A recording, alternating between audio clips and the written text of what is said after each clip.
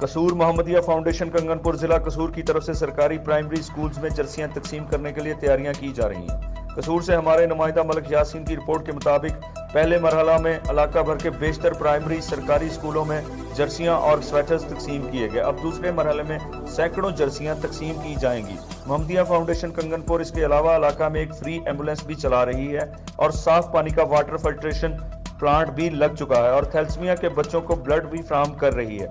इसके साथ गरीब और मुस्तहिक अफराद में माहाना राशन की तकसीम भी शामिल है।